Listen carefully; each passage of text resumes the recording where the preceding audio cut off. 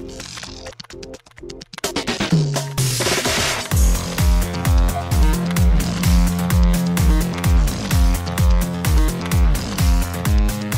and welcome to Too Fast, Too Forever. There's all kinds of family. We chose this one. This is episode 133, The Vow from 2012. I'm Joey Lewandowski. I'm Joe too, and this episode is brought to you by Blue Sky Papers. Their wedding vow book is the perfect wedding keepsake to have and to hold for both their wedding day and as a cherished family heirloom. BlueSkyPapers.com. Well, shout out BlueSkyPapers.com, and shout out to the end, the second half, the back nine of Weepy, Wacky Romance Week here on Too Fast, Too Forever. Yes. Again, in the memory loss lap, we got Rachel McAdams losing all sense of who she is in this episode coming up a little bit after the break. But Joe, extracurricular activities. What have you been up to since we last chatted? Pretty much like nothing. Watched some sports. The NHL draft was on, so I was watching that the last 2 days. The Penguins did something that only like a drunk 15-year-old could do in a fantasy draft today. They traded for the Las Vegas Raiders head coach John Gruden? No, worse than that. So they got a guy named John Gruden, I know that. They did. Knock on wood if you're with me. So that's cool. That's step one. Okay. Step two, today we had a second round. So we traded. We got a second round pick back. Everybody's like, cool. We're going to be picking in the 50s. The Penguins are fucking depleted. We need everything. Pick 50, they take a goalie. And everybody's like, that's weird. Usually goalies don't go that high, but they're like, hey man, if they like this goalie, I get it. They traded a goalie, picked a goalie with the second pick, cool. We had pick like number 71, so like, okay, we got goalie. Who we taking at 71? This is supposed to be a real deep draft. Another goalie. Cool, very cool. Eventually they took players. You know, there was a bunch of jokes on Penguins Twitter like, no, just more goalies. Just draft nothing but goalies this whole draft. But yeah, it was interesting and weird. I mean, I know this story means nothing to most people, but the extent of what I know about the NHL draft is the Devils, I think, had first picks. They took 2 goal scorers and a crazy Russian defenseman with a crazy Russian name who goes by Mookie, and so my friends are happy about that. Supposedly, I think they had a good draft, so knowing nothing about that, but the draft was then on like during the day-to-day, which is kind of cool and weird, but yeah. Yeah, but remember there was one time that I came and watched the draft at your house. It was on a Saturday, remember? We were like, you were having some kind of party. Yeah. Not a housewarming party, but like a barbecue or something, and I came and it's usually like Friday night is like round 1, and then Saturday day is like round 2. Was it for Camp Cage Club?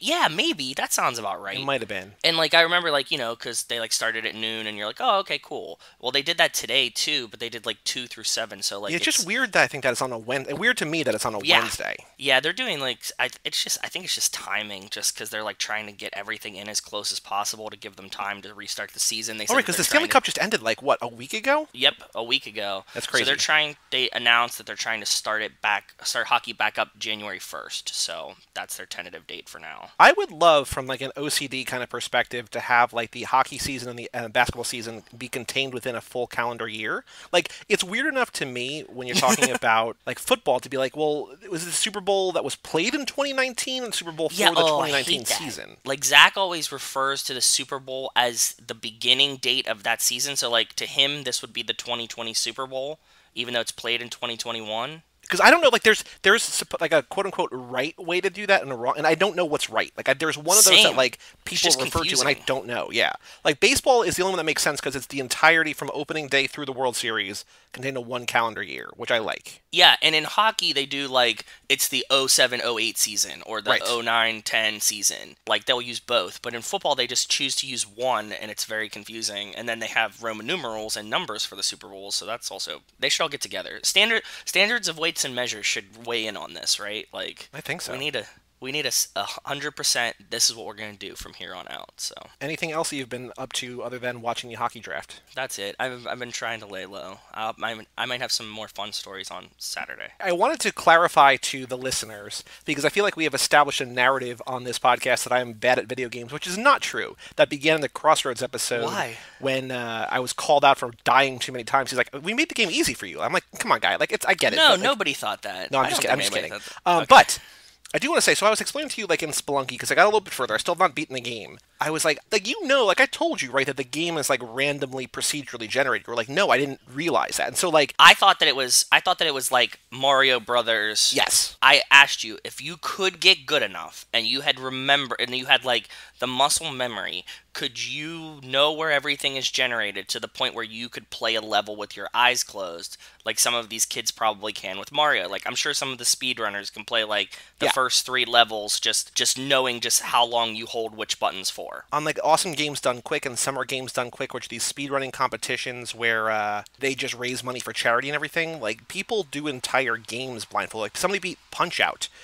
Mike Tyson's Punch-Out, or maybe just Punch-Out. I don't remember which version. Blindfolded. But they beat the entire thing blindfolded. Yeah, that makes sense. That's what I'm saying. Because it's like, if it's the same thing and you know the controls and you've played it so many times, you would get to the point where you actually could play it blindfolded. Yeah. But yeah, no, not this game. This game is, like, all roguelikes are just, I think all roguelikes, I think I could say it like that, the genre that it is, everything, like, there's worlds and there's enemies and there's environmental terrain and stuff like that that is consistent from play to play, but the way that it's all built together, there's like systems and stuff in place, but everything is different every time.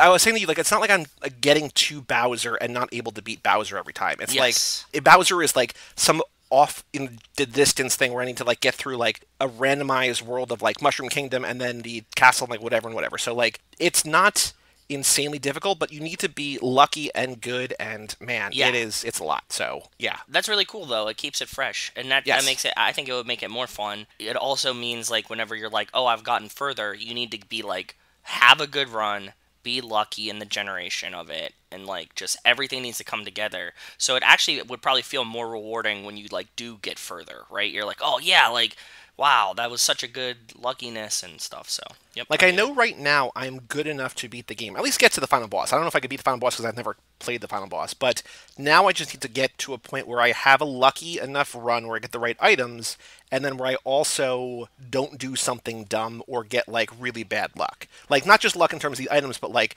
there are some things that happen in the game where just, there's almost nothing you can do. It's just like, well, the game just kind of screwed you over. Yep. What's cool is there's a new game. I guess it's not necessarily a new game, but there's a game that came out on Switch and Steam called Hades, which is another one of these roguelike Everybody was talking games. this up. Yes. I saw a bunch of people on Twitter talking about it, I think. And so what's cool about this is that it was in early access for like 2 years, so it was kind of like in a beta version, and they finally brought it out like it's like, hey, we're done, like this is whatever. Like you could have played it for 2 years, but whatever. But what's cool about that in terms of the roguelike element of it is that there's a thing called God Mode, and what God Mode is, unlike other video games, is that what God Mode is every time you die, and you will die a lot, you get a little bit stronger. Oh, that's cool. And the story also changes, and so it's a lot of people are like very into that element of it because it puts an emphasis on the story in a way that like other games kind of don't. Is it better if you die less or better if you die more, is what I'm asking. I don't know. I think if you're good enough, like people said, like the game is made so that you can win on the first try. Like you can on the first playthrough.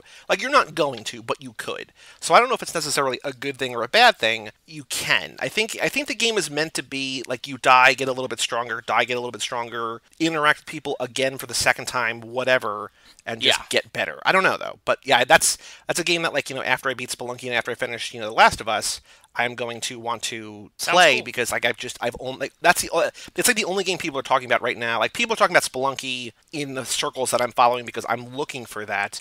But it seems like in terms of like the video game world, people are only talking about Hades right now, which, you know, for good reason, I think. I like these concepts of like, you know, I've been out of the loop for a while, so for you telling me like these are the new things that people have thought up, they're just like cool new creative ways to expand games, like that you die and get stronger and then the story changes is cool to me. So yeah, like this I think is a brand new mechanic, and it's pretty exciting from the sound of it.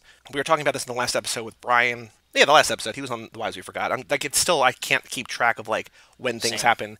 But on the episode with Brian, we were talking about how I was going to rewatch the movie Raw with Kyle for Foodie Films, and so I rewatched that. We recorded that last night. You said you thought he would hate it. Did he hate it? He loved it. No, he really liked it. He said, I don't want to say thank you for bringing this to my attention, but, like, thank you for bringing this to my attention. Because, like, it's a weird, like, it's kind of a weird movie to be like, oh, yeah, I love that French cannibalism movie, but, like...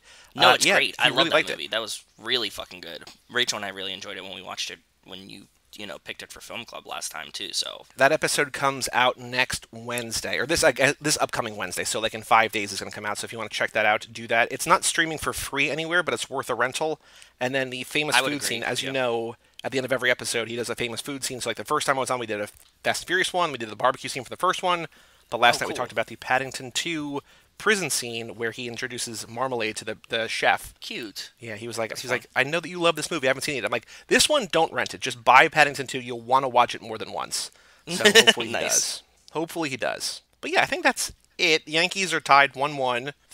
Best of 3 series right now. When this comes out, the series could be over, depending if the same team wins either games 3 and 4, which are tonight and tomorrow. But then if they split those, then game 5 is Friday. So yeah, we'll see. Cool. Good luck. Thank you. And Wells was giving me some luck. He's like, sports are stupid because the Lakers had lost game 3, and the Niners are the Niners, and like they're still winning, but they're yeah, we watched the Niners this weekend with Zach. He's like, man, this really sucks. And I'm like, bro, I literally lived this nightmare last year. Yeah. It's the exact same nightmare that you have. Like, my team is half dead. I'm playing with fucking scrub quarterbacks. Yep. And they should be better. And, like, that's the nightmare that we lived last year. But a good coach. I mean, the Patriots still lost to the Chiefs, but with Brian Hoyer at quarterback, they still almost won. I mean, maybe almost won is an exaggeration, but, like... No, they should have made that a game. That was, like...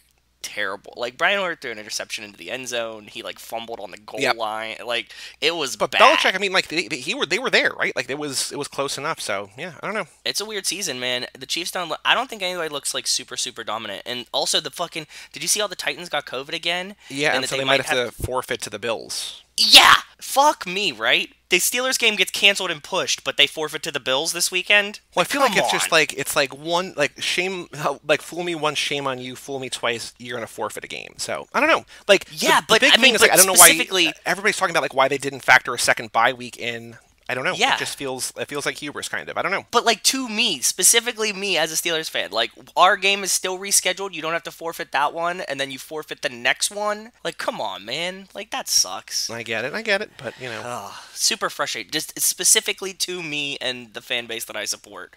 Like, what assholes. I mean, they're still going to be the Titans. I mean, the Vikings almost beat the Titans. The Vikings are a mess right now, right? So. Well, now we're going to fucking lose, because that's exactly how it would go. We will see. We have a Patreon page here on the show, toofast2forever.com. Help us keep the lights on, proverbially. Get stickers, get handwritten notes, all that sort of fun stuff. toofast2forever.com.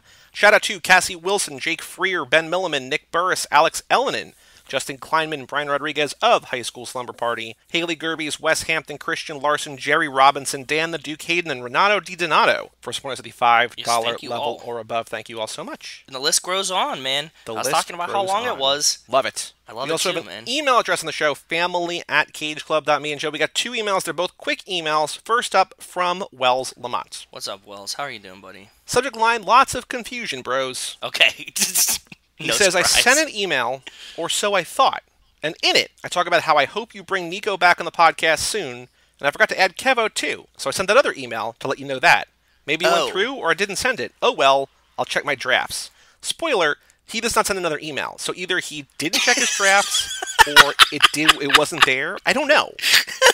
But the good news is that Nico and Kevo are here all lap, right? So they're coming back, man. You'll hear them on the next episode, right? Yep. Not this one, but the next one. 3 weeks, the next 3 Tuesdays, assuming that schedules don't change. Yeah, Spy Racers 1, Spy Racers 2, Furious 7. Yep. Possibly even more than that. Maybe. We'll see how that goes. But yes, so Wells, it's all good. Don't worry about it. We'll figure it out together. We're all in this together. Glad you like Nico and Kevo, because I love those guys too. So. And our other email from, I feel like we might be hearing from her a lot. The other email from Jessica Collins, aka Montez. Subject line: I finally made it to 2019 and lap 3. She's cruising. Well, the lap 1 and lap 2. Like lap 1 was I think like 9 episodes or 8 episodes maybe. 9 episodes probably. Yes. And then lap 2 was probably like 10 or 11. So like in the grand scheme of things, we'll say okay. Listening to Joe 2 do the voices of You Are My Lifespan just made me spit tea all over my keyboard. Thank you. You guys know how I feel about fan fiction. This is amazing. I know. I wanted her to hear it. From the jump, this was almost crafted specifically for Jess Collins. episodes. I know. Like, Montez, it's for you. So I'm so glad you finally caught up. You Are My Lifespan are my favorite episodes every lap, and I'm glad that you're enjoying them. Thank you. And then this is the number where I was trying to figure out 110 episodes until 0. So she's about 22-ish in there. This has become a full-time job. Just skip ahead and listen to the Lifespan episodes and then come back. Yeah, I mean, that's a good way to do it. Like, when I was catching up, when I caught up on How Did This Get Made, they alternate full episodes with, like, little bonus episodes. The bonus episodes have gotten longer, but it was essentially to let people know what movie they were going to cover next. And I was like, oh, I can make it seem like I'm way further caught up than I am, because, like, say there's 100 episodes, there's like 50 long ones and 50 quickies. I was like, I can just listen to the 50 quickies, but then, like, by that point I was just like, wait, no, I don't even need to, like, I don't need to listen, because I know what episode's coming next. I can just look in the feed, like, I'm behind. And so it didn't really help. But if you do want to lower that 110 number, listen to the 7 or 8 or whatever, 6 or 7 episodes of Lifespan. It'll be closer to 100. I don't know. Who knows? She says, this will make you happy. You should know you're really making me want to watch the rest of these movies. I still haven't seen past 5 and only random bits of Hobbs and Shaw. Well, 5 is great, so give it a shot, man. Yeah, 5 is great, 6 is great, 7 is a mixed bag. I'm loving 8 now, and Hobbs and Shaw is a lot of fun, so you're going to love these, Montez. I mean, yeah, I think you. By the time you get here, you probably will have listened to all of them. I don't know, but, let us know. Yeah, please. And then she signs it Montez, and then she adds a PS. She sends in a car picture that I don't even, like, I can't make you guess this. I'm just going to send this picture to you because, like... it's insane. What is it? It's from Gravedigger's Dungeon in North Carolina. It's just like, That's it looks like a Mountain Dew monster truck. It's literally Gravedigger, dude. Well, I don't know Did who you not know Gravedigger what is. Gravedigger is? No, is that a wrestler? No, Gravedigger is the monster truck. It's literally Gravedigger. I don't think I could have, I would have said, like, it says Gravedigger on the side. You would have been like, well, that's the answer. Like, I don't know anything about monster trucks. Yeah, so there's like an actual, like, professional, like, a sport of monster truck. Did you not know this? If I thought about it, maybe, but I don't know. They play it on, like, maybe, like, FS1 at night, okay? And there's, like, a circuit, and they, like, go around to different things, and it's, like, people go and watch it, and they, like, do, like, jumps and stunts, and you get, like, a grade as if you're, like, figure skating with your monster truck. Oh. And Gravedigger's, like, the most famous of the monster trucks. Yeah, if you gave me, like, if you're like, I'll give you $1 million to name a monster truck, if I didn't say, like, Robosaurus, which I don't even know if that's a real one or just one from movies. There's some kind of Saurus one. But, I mean, like, Gravedigger's, like, the most. Yep, I've never... I don't even know how I would have heard of it, honestly. Even, like, really? With this show. Yeah, no, just straight up no. Like, Monster Jam is supposed to be really cool, and I have friends that actually go and love it, and, like, go to every time it's, like, around them. They had it in Pittsburgh a couple times, but, like, I never went for whatever reason, so... Cool. Yeah, people were into it, man. It's like I would be into it. I think it'd be fun. I didn't know that it was an organized professional sport, and I never heard of Gravedigger, so... And Gravedigger's, like, the truck, and then, like, there's, like, a bunch of different drivers that will... it's like NASCAR, right? Like, you're like, oh, you're in the Tide car or whatever, but... you're the driver, and the Tide car is the thing. So, gotcha. Yeah. Okay. Well, thank you, Montez. Thank you, Wells, for emailing in. If you want to email in family@cageclub.me. We haven't gotten rankings in a while. I'm interested to hear what Montez's rankings are once she watches all the movies, because, I mean, she'll have thoughts. She should rank them just based on how much she likes our episodes about them. Ooh. Well, I mean, I was thinking recently when we were explaining Fire Ass Titles, and we were saying about how, like, she came up with it. Remember, she would, like, send in emails about Fire Ass Titles, but she wouldn't give us winners or losers. She just wrote them down. We're like, Montez, we need content. She would be like, these are the ones I like that you said. And you'd be like, okay, cool. Like, which one was the... And then it was like, it started out, and then she was like, I can't rank them, and then she would just be like, this was my favorite. So it would just be like 5 good ones, and then like one that's like, this was the winner that time. But yeah, I mean, Montez is core to our DNA. I just, I'm glad she's finally on board. Yeah, she runs through everything here. Yes. On the streets, Joe, news about the Fast and Furious. Is there any news that you have seen about these movies? I haven't. You know what? I did see an article, and I didn't post it. Which Fast and Furious character are you based on your Zodiac? Oh, you sent this to me, and I was going to respond, like, it's kind of our thing with, like, a twist that if you said this to me, I'd be like, no, I don't want to do this. Like, that's not... Like, it's our quiz, kind of, but, like, with the Zodiac... It's not even a quiz. Because it's just, like... It's just a list? It's just a list, dude. That's so boring. It's like... I know. So that's why I didn't even... I was like, I don't even want to give these guys any attention about this. It was just like, come on, man. Like... you just picked 12 characters and 12 zodiac signs and then just said that this is what they are. So Cool. Good for you. Yep. Yeah. I wanted to say, not really Fast and Furious news, but Regal Cinemas is officially closed indefinitely. Not permanently closed, but they are closed indefinitely because Bond got delayed, and I think that was kind of their last hurrah, their last opportunity to make a lot of money or whatever. So they are closed for now. And I saw a thing that, you can blame Bond, but really it's the pandemic that, like, if there's no vaccine, like, every theater possibly could close. Like, AMC and what's the other one? Cinemark, I guess, isn't, like, they're not closing, but it doesn't seem like they're going to last for a long time because there's nothing on the calendar. Between now and Christmas, there's nothing. And I told you that, what my Cinemark is doing here is that they're letting you rent out the whole theater for $100, and they'll play, like, Back to the Future or like whatever. You just like pick your movie, and for $100 you can just go watch the movie. And I was like, that is actually honestly pretty tempting because you could just go yourself. You know what I mean? So my friend went to the mall to get something, and he was like in and out. And there was a movie theater in his mall, and he said that they were playing Empire Strikes Back.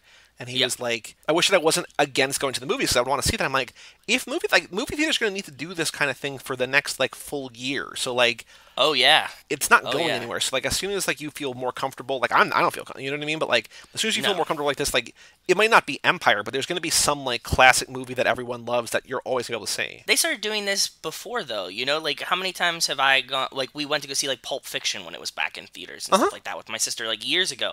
I don't know why theaters like kind of somewhat abandoned that. Like, do you make more money on new movies or something? I think you'd make more money on old movies. And like Rachel and I have gone to see like classic movies in the theater. I think our Cinemark, even before COVID and everything, would do like Wednesday and Sundays. They would have like, classic movie night.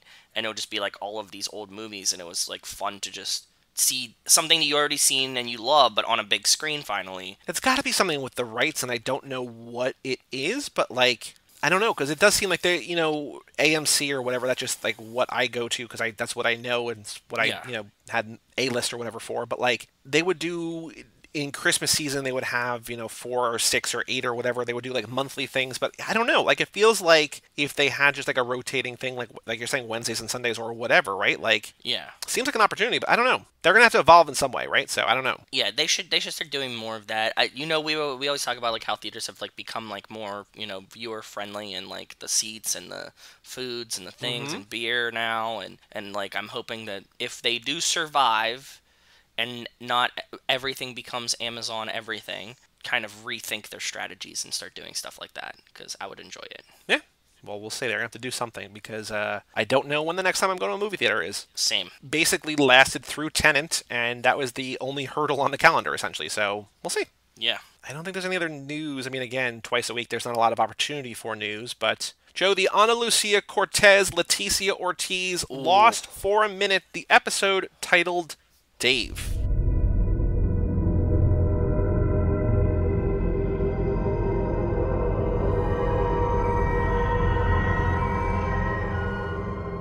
And now you know why I was like, it's either a Hurley episode or a Libby episode, because I remembered the twist, sort of, at the end, that Libby was in the mental institution with Hurley, but I didn't remember whose episode it was. So one thing I will say, and then I'm going to get your takes on this, because once again, I've got to say, like, I don't want to apologize for doing this, but like, I'm still waiting for like Anna to be like actually in an episode. Like, we're getting another Anna episode, but like, she wasn't in... the entire run of this is just like, there's not much going on for her, right? Like every episode is just like, oh, she's in the minute for like a minute or two, right? Like there's nothing. Is there a point where she's like more prominent in episodes? I honestly don't remember her arc. Like I thought I knew her arc, and I don't remember. Like I thought you asked me about like her making an army, like, and I have visions of her making an army, but like I might be making that up. I don't know. Okay, cool. We're gonna find out. I know for sure that we have an Anna episode. I think it's in the next 2 or 3. I don't know which one it is though. Do we have to watch a couple for the next one? No, it's she's in every episode now. No, you're saying we have like an official. Like we have an episode where the flashbacks are her.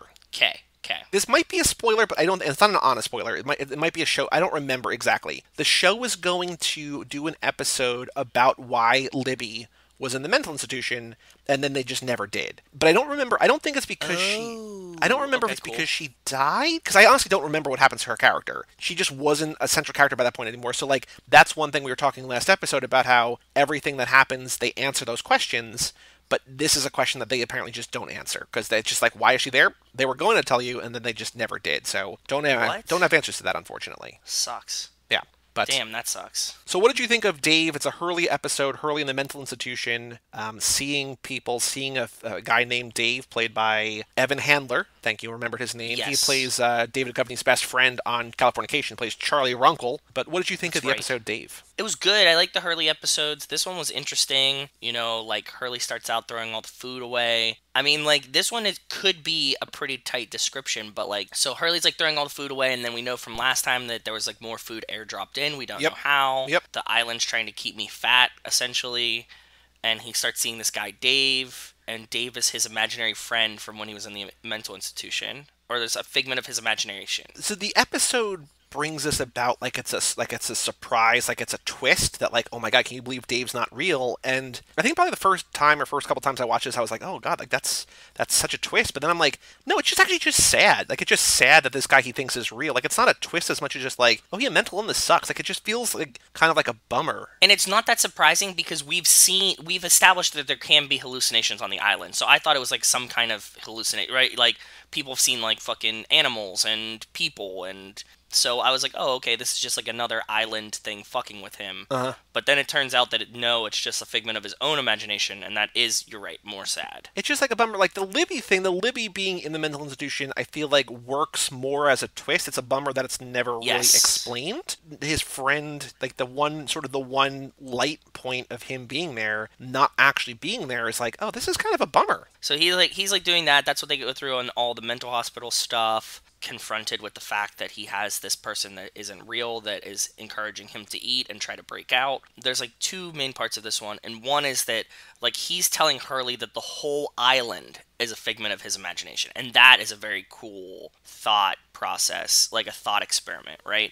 That like, what if this is all just Hurley's figment of his imagination? And we see Libby from the mental hospital there, the numbers ring free, like the numbers are coming back up. So there's a good chance that he is the core character, right? Like, everything kind of does run through Hurley in a weird way. There are things that I can't say. You're not right. Like, it's not all made up. But if that was the case, it would be such a perfect fit for like a memory lap, just like, oh, this is all taking place in Hurley's mind, right? Isn't this gonna be like what was the fucking Goss movie that we watched and we were like, this is so dumb? Stay. When that was the Stay. When that was like the twist at the end, it was just like, oh, it's just in his head. No, it's not that. Like, that's not what this is. But like, that would be perfect for this. You're not entirely wrong. Like, you're not right, and it's not all made up, but like, there's things that you're guessing that kind of have a foundation in actual reality, actual truth. So I won't say exactly what those are, but know that you're not wildly far off. And then going back to my other point is that my theory the whole time, that we, again, don't know if it's true or not. What's his name? Dale.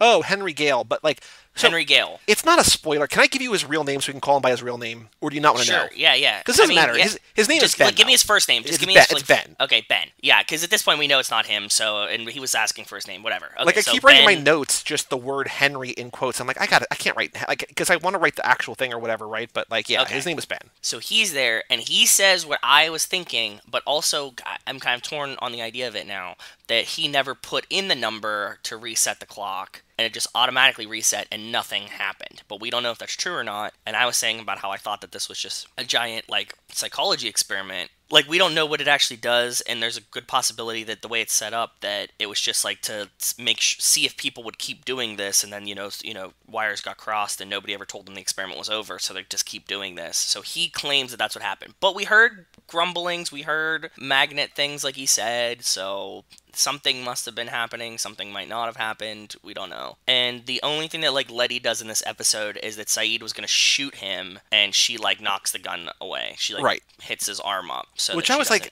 Saeed, like, that feels aggressive. Like, you're in an enclosed space. Like, what are you doing, man? So she stops that, and she also has a confrontation with Locke, where Locke on his crutches, like, I want to talk to him, and she just says, I don't think that's on today's program. And then he says, all due respect, Ana Lucia, but I don't care what you think. And then almost immediately feels bad, but he's taking his frustrations out on, essentially on Jack and Henry on her, right? Yes. Like, just like, yeah. I'm mad at you. Like, I'm not actually mad at you. My favorite part of this episode, when Saeed shoots, Letty knocks, like, Ana Lucia knocks his arm up. Because Locke is injured, he's yelling from the bedroom, like, What's going on in there? And, like, Jack has to come out, and he's like, nothing, Jack. And he's like, nothing, Locke. It's okay. I'm taking care of it. And I was like...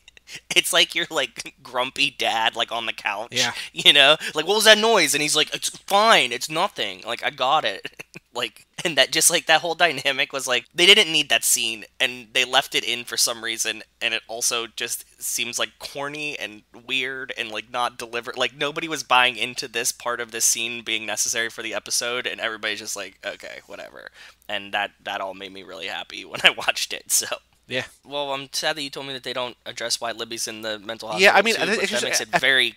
I feel like it's crazy. one of those things where I want to make sure that you like aren't like lusting for Harping. something that doesn't actually happen, right? So like that was in the trivia. So like if you had read the trivia, like there's trivia on IMDb and there's like spoiler trivia, and like I know you're not reading the trivia for these episodes. I'm not looking at anything. Definitely don't read the spoiler trivia, because what I found recently is that the spoiler trivia for TV shows effectively spoil not just that episode, but the entire show. Thing. So no, I'm not. I'm definitely not reading. I don't read anything. I don't even read the episode descriptions on Hulu when we're watching them. Yeah, so which is good. I go in just title. Like, that's it. I honestly don't remember what happens to her character, so it might be that, or it might just be her schedule change, right? As an actor, and just like, I can't do this anymore. Because she's not, and she's never going to be the star of this show. No, so if another show is like, hey, Cynthia Watros, do you want to be the star? She'd be like, yeah, absolutely. Like, sorry, lost, but I got another thing to do, right? So. Amen. 100%, yeah. There's another thing where, like, Charlie and Mr. Echo are building something, but they don't know what it is, and...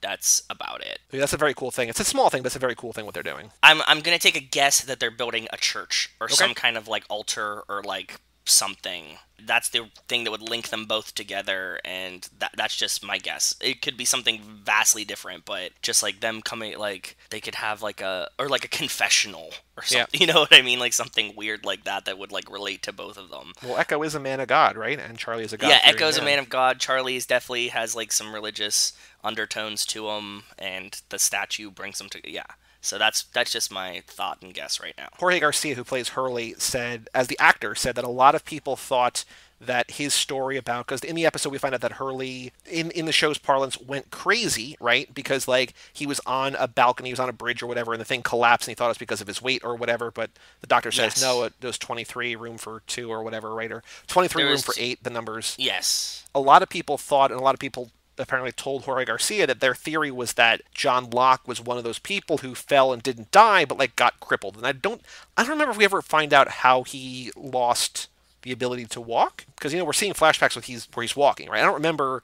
I'm assuming we'll find out at some point. Why the fuck would John Locke and Hurley be in any of the same social circles? Like that would be a mild stretch for me, right? Well, I mean, like the whole show is like everybody is connected, right? So like it's just people are looking for connections where there maybe aren't any. I don't know. I don't buy into that one too much. I don't think it's true, because the way that the trivia was written, I don't think it's true. But I also don't remember if it's true or not. But that's just something that, like, if you were on the internet at this time, what fans were theorizing about. Makes sense. Okay, I get it. You just like be having fun, like we think about Fast and Furious stuff, right? Like, how does this connect? Yep. What does he mean here? Yeah.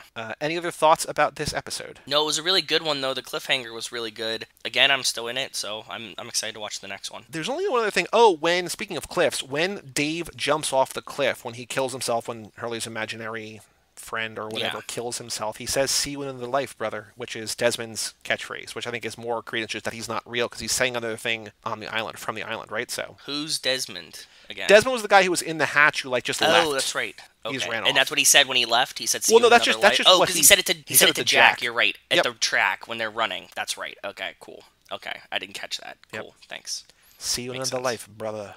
I think that's it. Oh, and that cliff was CGI. Like they weren't actually standing on a cliff, because like there's some like fairly like death-defying stunts in this episode where they're like doing kind of crazy shit like next to a cliff, and wasn't the case. Yeah, makes sense. The next episode is called SOS. I want to look up what this. I won't tell you what it is, but I want to see whose episode this is, because I don't remember. I didn't see the picture. This was episode 18, the one we just watched, and there's only 23 this season, so we're getting close. Okay, so we're getting close to the end. I like that I don't have to wait like on a cliffhanger in between seasons as much as I have to wait every 3 days to watch an episode. It's less of a cliffhanger, right? It's not too bad. No, it's way better. I can't imagine what the fuck you guys were doing like with 3 months, 6 months in between. I'd want to blow my brains out. Oh, very cool. Okay, I didn't remember that they got one, but the next episode is a Rose and Bernard episode. Oh, cool. You said you thought that they might have gotten one, so that's I didn't cool. remember. Yeah, that's very cool. And then the one after that, Two for the Road, is an Ana Lucia episode. So it's not this next one, but the one after that is an Ana episode. So pretty cool. Cool. Makes sense. Works for me. All right, Joe, the Fast and the Furious minute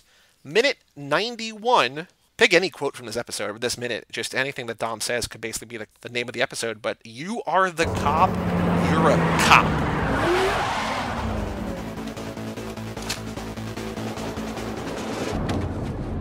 Dom, put the gun down now!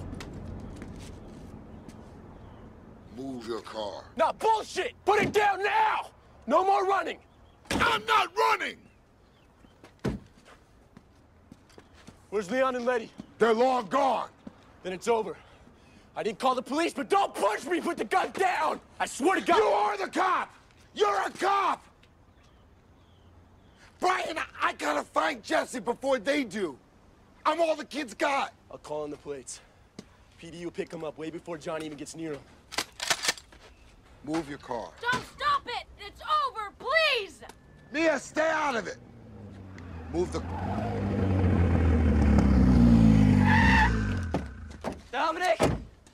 I am so sorry.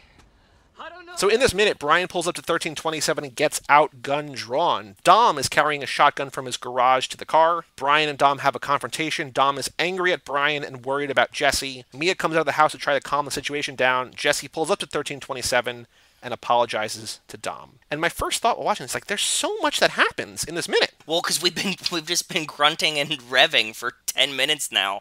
So yeah, this one is like really wild. There's a lot to take in. There's a lot going on. There's a lot of dialogue. There's a lot of face magic, and there's stuff in the background too. So it was fun. So what did you notice this minute? Because I feel like there's a lot of visual stimulation here that you could look through. But what did you catch this minute in minute 91? I got two really cool things that I want to talk about. Something that I never noticed, and that's my favorite part about watching it minute by minute, is like noticing new things that I've never seen before. So you and I were talking, right? And what's our dream? To have the house across the street. Yep. The one that stares into 1327. Both of us wake up, dicks out, look out the window, one on top of each other. We wake up looking like Channing Tatum, fully naked, waiting to go in the bathroom. Yep. Mm-hmm. Exactly. But we're just both staring at the window, just like two... separate rooms. Yeah, different floors, just same view. In the, like, driveway, like, fenced in on that house, there's, like, a really old Mustang that's, like, looks like it needs, like, repaired. Like, it's, like, a little rusty and stuff like that. It's, like, this brown 70s Mustang. I don't know exactly what year it is because nobody mentions it, and it's, like, behind Brian, just, like, in a frame or two. But I thought that was really cool. So I was imagining that that's, like, my Mustang that I'm working on that's in the yard of the house across the street, and I was like, this is fucking awesome. Is that the same house that has the car under a blue tarp, or is that a different house? From the shot and the angles that I'm seeing, it's a house that's a little bit more to the left has the Mustang, and a house that's behind Brian to the right has a tarp. Gotcha. Okay, and there's a house down the street that has like a swing set. Yes, that was my other thing that I want to talk about. The other houses down the street are super fascinating too. One has a swing set, but in the front yard, which is very strange, right? I wonder what's going on in the backyard. Maybe the backyard's like a parking lot? I don't know. You know what I mean? Like a garage, like a carport. Yeah. It was very strange. You don't see too many, even in like densely populated area. Like they're in the city, right? But even then, like a swing set in your front yard is like very bizarre to me. Like, because you're like swinging onto the sidewalk essentially, so it's just like very weird. And then the other house had like a ladder that was I couldn't tell if it was like a thing for vines, like plants to climb up because of how the angle was, but it's like it looks like a ladder that goes to the top of the first roof. So it's like you have a swing set and a ladder in these yards, and I'm like, man, what are these neighbors doing? And like, how pissed were they that Fast and the Furious was being shot here?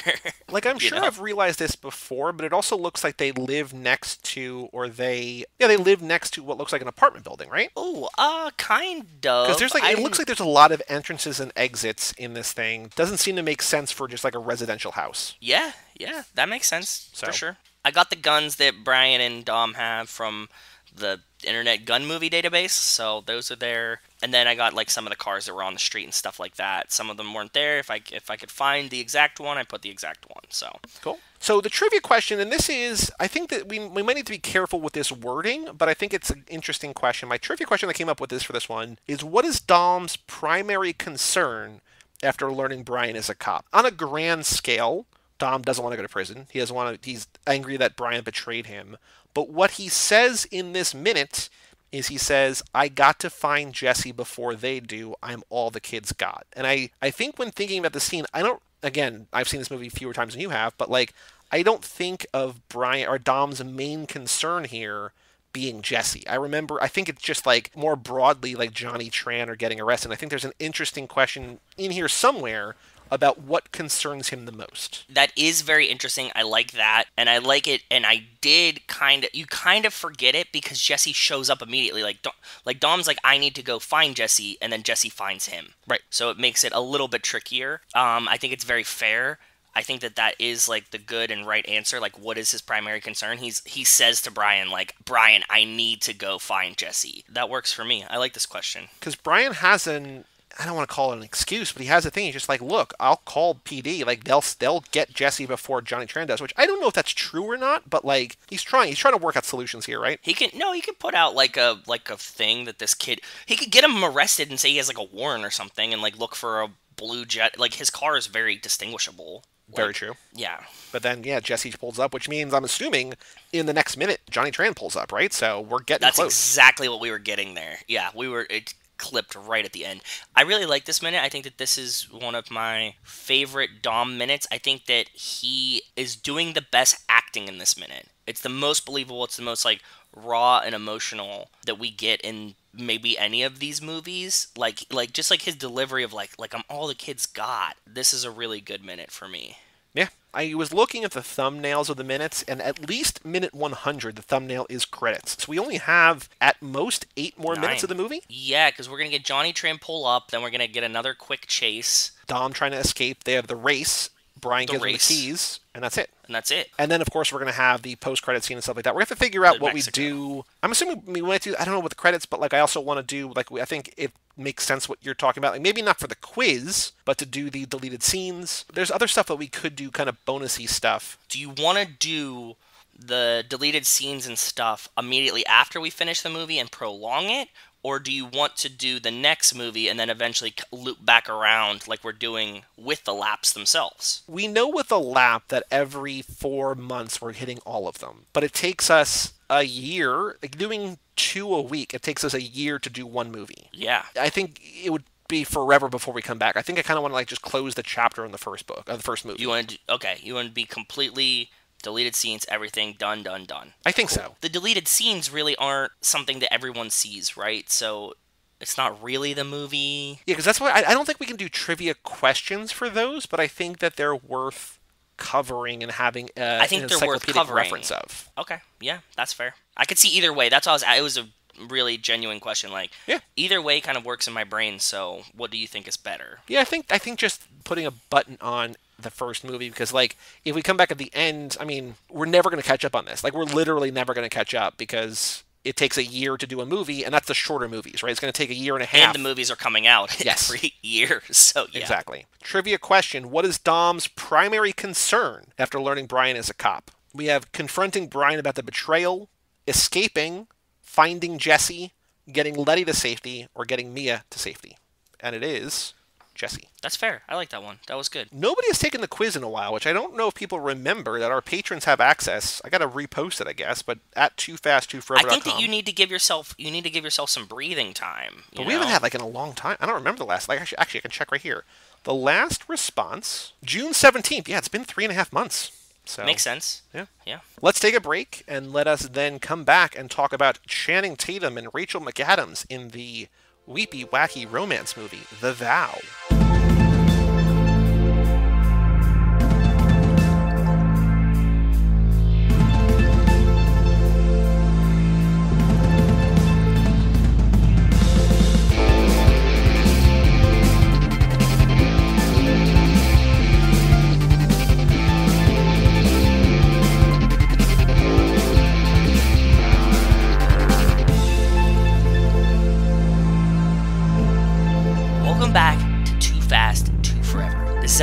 133, The Vow. This episode is brought to you by Blue Sky Papers and their wedding vow keepsake book that can come 3 ways with their original features. Ribbon-cornered sides, the couple's vows can be held securely on each side with center ribbon binding, officiant's order of service, and or their wedding program can be held on a folded 8.5 by 11 paper. Shout out to blueskypapers.com. And welcome back to Magic Mike's. Yeah. So I was looking at because people who listen to the show know, but we were doing, when we started this show started as a monthly show, and we were alternating between this and, not alternating between, but doing, every month we were doing one episode of this. Each, yeah. We were doing one episode of Boyfriend Material and one episode of Magic Mike's. We rushed through almost all the Boyfriend Material, and then we bailed on that, the end of that, and bailed on Magic Mike's. But I was looking where where this would have fallen, because there's a certain point in Channing Tatum's career where I have seen everything he's done. Yeah. This is before that point, because I'd never seen this movie before. It would have been, I think, 6 episodes into where, after we stopped, this would have been 6 episodes. So, not immediately. It would have been it's only 2 years after we stopped, but he did so many movies in such a short period of time. Run. This was 2 years later, after whatever the last one we did was Stop Loss, maybe? Or somewhere around there. Fighting? Somewhere around there, right? This is not that far, but it's 6 movies later. I've never seen any of those. And then I think 1 or 2 movies later, it's I've seen everything he's done. So this is kind of at the tail end. After this, he'll then go do Magic Mike, and he'll do he'll be in Don John, and he'll be in the G.I. Joe sequel. So he kind of goes from being brooding, kind of hunky dude, whatever, to movie more star. Action-y. Yeah, action star, movie star, whatever, right? So yeah. Yeah, makes sense. Makes a lot of sense. So you had never seen this movie before, I'm assuming. I have never seen this movie before. And I just want to say that this was a wonderful treat and so much better than what I expected and so much better than The Notebook. And I have no idea how The Notebook is the famous one. This one gets no attention, but I found this much more enjoyable. And I love Gosling and Channing, right? So they're both Nicholas Sparks books. But I found this one, I don't know, this one really hit. I was he was just trying to make her happy and do what's best for her. And I was wow, this is really... It resonated, so I really enjoyed it. And, this isn't my kind of movie, but it was just, it just really got me this morning. I was wow, that's awesome. So this is not a Nicholas Sparks book. This is an original screenplay. Is it? Yeah. It felt like a Nicholas Sparks book. Oh, yeah, 100%. Okay.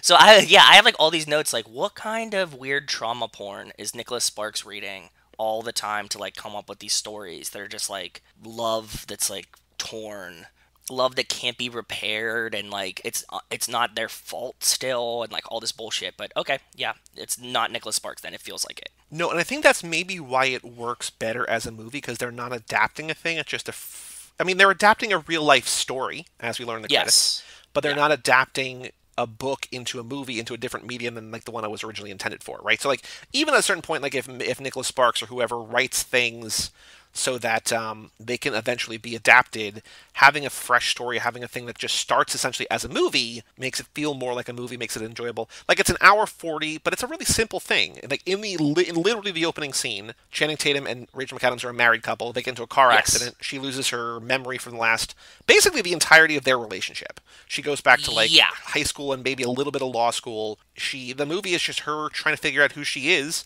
Channing trying to get her to love him again, and then in the end, how they're going to wind up. And that's the movie. It's just a very simple, can she get her memories back and remember that they were married? Kind of I guess on a deeper level, I don't know if the movie actually makes you think about it like this. Should she go with him? Should she go with her parents? I feel what they wind up doing, it's shitty to Channing, but I think it kind of makes sense. Go with the people that you remember, in a sense, right? Yeah, and I agree with you. It was hard, and it actually, this is why I like this. I thought more about this than I thought I would. What is the right thing for her? If she remembers her parents and she feels comfortable with them, shouldn't she go with them? But also, he's no, you have a different new life with me, but she doesn't feel comfortable with him. He can't really take her, right? I get that they're married and stuff like that, but it's not like she's his property. It's not like he's oh, I get her back now. You know, if she doesn't remember him, that sucks. But you need to re-establish this relationship, which is what he does throughout the movie. He needs to remind her, because he could be a shitty husband too, right? How do we know that he doesn't beat her and that's how she's in the hospital?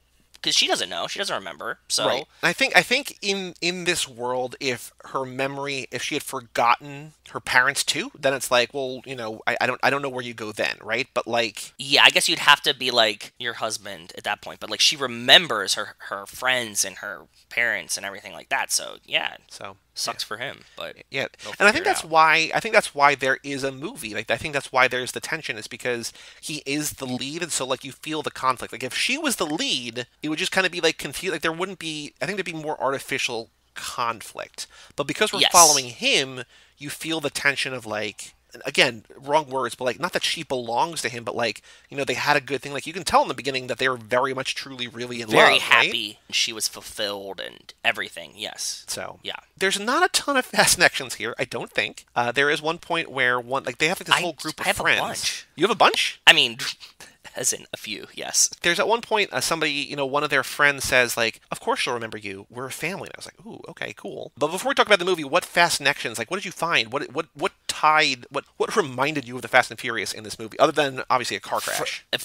First off the jump, car crash, memory loss. I mean, if that's not Letty written all over it, I don't know what is. Mm-hmm. One of the biggest fast connections I found. And I'm going to go on like a mild tangent and I'll get back to my point. A lot of times when we watch these reality TV shows, Love After Lockup or 90 Day Fiancé or something like that, these people in real life, much like I've learned in movies, have a very, very improper use of a surprise party. A surprise party is hyper stimulating when you like know everyone there. Yeah. And you like it's your birthday. Even best case scenario, it's just like a little shitty. Yes, right? Like that. Yeah, exactly. You just feel like, oh man, like I wasn't ready for this. Right. Because like you never like really don't plan for a surprise party. Point. So like that's the point. If you show up and like it's all your friends, you're like, oh, you guys got me. Oh, so like in 90 Day and like all these other shows, they'll often bring someone who doesn't know anyone in their family to meet their entire family in one sitting. And I'm like, that is fucking terrifying, Rachel. And like these people will be like just in America or just got out of jail, and they're like, come over and meet like all my aunts and uncles and cousins and like sisters, brothers, everybody, and everybody wants to talk to them and everybody wants to see them. And it's like, that's just too much. That's too much for me to handle as a person who's not going through extraneous circumstances beyond my control. Yeah. Channing here brings her to a surprise party with like 100 people in their house. With the goal of returning her memories to her. Like, he wants to be like, hey, if we do all of this, maybe she'll remember everybody. Yeah, and instead, it's like, who are all these strange people who know me? Which makes it even weirder. I don't remember myself, but they know everything about me. And she kind of freaks, right? She like tenses up, she freaks out. And this was very reminiscent of when Dom brings Letty back to Race Wars. Yeah. Yeah, and the Ghost Girl scene, because like Letty's like, it's so hyper stimulating, everybody knows her, but she's not there yet to remember them or be comfortable. It's like a weird power dynamic. Like, because we were talking about this with Kara, right? That like, it's freaky when you think about Dom knowing everything about Letty and how weird that is. It's not tender. If you had a whole group of people that were like, oh, we know everything about you, and you don't know everything about you, you're like, they hold all this crazy power over me that like can't figure it out, and it's too much. That was like one of my biggest fast connections there. There's a similar scene, not similar to the surprise party, but similar into like, oh, this can't be a good idea, that Channing in this movie owns a recording studio, which I want to talk about more later, but I don't want to talk about that yet. But his employee, it seemed like he has one employee there, is Tatiana Maslany, whom I love. Did you recognize her? Do you know her or no? Orphan Black. Yes.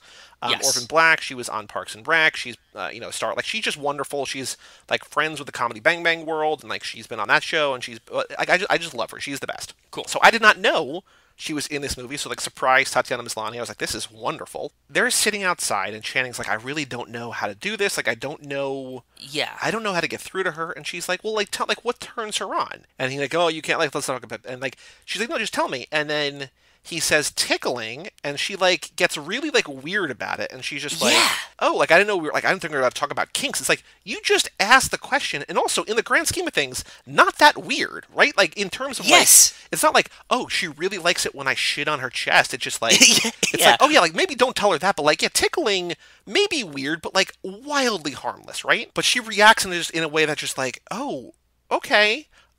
Didn't know we were going to go there, But then I'm like, there's no way on earth that this ends well. Like, there's no way that he's gonna go tickle her, and then she's gonna be like, oh my god, like, I remember now. And so he tries it, and she's like, what was that? And he's like, oh god, I'm so sorry. I'm like, yeah, how did you not know that was not a good idea? It's like the surprise party, but like smaller but more intimate, which makes it worse. Like, it's weird. Awful. It's awful. The whole conversation thing weirded me out, because I thought that they were just like misappropriating the dialogue in the sense that she was like, what turns her on? And he's like, oh, you know, like when I play this song for her, and like, why don't you do that? Like, or like when I bring her these flowers, right? Like, that's what I thought that they were going for. And he's like tickling, she's like, ooh, kinky. And then it's like, then the conversation gets weird, and then he tries it, and it's like, the whole thing was like, they kind of went off the rails there a little bit. I get that tickling could have been their thing, and I get that it's like playful and cute and whatever, but like the whole, just like how it was portrayed, I was like, what the fuck is happening? I mean, I guess in a world where you're a PG-13 movie and you want to be like intimate but not gross, like, I guess it's a fine line to thread, and I guess that's where you go, but at the same time it's like, okay, that's where you at? Okay, sure, yeah, okay. Yeah, it could have been something so much more harmless, and this whole thing, we wouldn't be having this conversation, right? Like, red velvet cake, there you go, right? Like, that's in the what vows, turns her on. In the titular vow. If he would have brought her home a piece of red velvet cake, like, that really gets her going. That could have been fine. I would have accepted it. It's not like I would have been like, oh, I can't see her getting, I can't see this not being sensual or, like, attractive. All right, so other fast actions. I interrupted you. What else you got? My favorite one is, as I'm watching this movie at the beginning, he, like, finally goes and, like, collects her, and she doesn't remember who he is. Like, he's in the hospital. And I look at Rachel, I'm like, is he going to have to erase her memory back into her? And Rachel's like, 100%, that's exactly how this movie ends. He fucked up, he did the tickling thing, he did a surprise party, shit doesn't work. So he goes, and he takes her, he's like, come on, like, we're going on a date, and he takes her on a ride, and he drives her memory back into her. I mean, it doesn't work, but he attempts to drive her memory back into her. But they have sex, so, like, it's something that it kind of works in a way. Like, she at least feels comfortable around him. Yeah. Like, you're talking about when they go to the lake, right? The whole, like, he drives her to, like, the first place they met, and, like, the, you know, a place that they like a, you know, where they had their first date, and these things. He's doing the act of driving her memory back into her without the racing. And I thought that was cool. It didn't work, but it was very reminiscent. Yeah, for sure. Of Dom racing Letty's memory back into her. So I was watching. I was like taking some notes. I'm like, I don't really need to be taking notes on this, but I took notes anyway. But I wasn't seeing the forest through the trees kind of in that way. But yeah, I don't know. But any other fast actions? Those are good. Those are good. I think that's it. I have other notes on other things that I want to talk about, but those were like my main fast-nections as I was watching it. So I will say, not in terms of the fast-nections, but in terms of the story that this is based on. So this is based on a couple named... Go ahead. Where is it? Kim and Cricket Carpenter. Cricket. Wow. Krickit. So it's not even a fucking nickname. Imagine the word cricket and spelled wildly wrong. Like a Kardashian. Cricket spelled like a Kardashian. Yeah. The Carpenters liked this movie, but were disappointed by its omission of their faith in Christianity, because they said that that's how they got through all of this. That it was really their belief in God and their love of Jesus or whatever that helped them get through this tough time.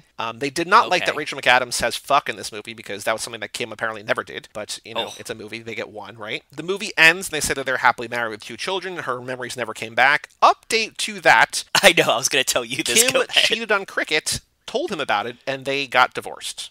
like within the past 2 or 3 years or something. Mm-hmm. Yeah. Divorced after 25 years of marriage because she had an affair and confessed to it. I wonder if it was with Jeremy. What a twist that would be. I know. I want to see the sequel to this movie now. I mean, I think the sequel to this is just the sex cult. It's just the other vow. No. He becomes a cult leader, and she gets pubic branding or whatever, right? Yeah, I was going to say, what was it, like weird tattoos or something? No, I think it's branding. I don't think it's tattoos. I think it's like just straight up like, oh boy. That's right. Oof. Yeah, that was the affair. Oh god, that took a turn. So we'll say that Nicholas Sparks, you said that I'm just going through the trivia because there's not a ton of trivia, but the Rachel McAdams, obviously The Notebook. Channing Tatum was in a Nicholas Sparks movie, a movie called Dear John, which we did not talk to. I think that was going to be the next one we were going to do. He has been in one, but it was not this movie. And the only other trivia was that the scene, so on Magic Mike's, we used to keep track of 4 things: stripping, shirtless, dancing, and fighting. Yes. He never dances, I don't think. He sings, though. He sings. That was a Gosling thing. That was more of it's an adjacent thing for sure. It's instruments.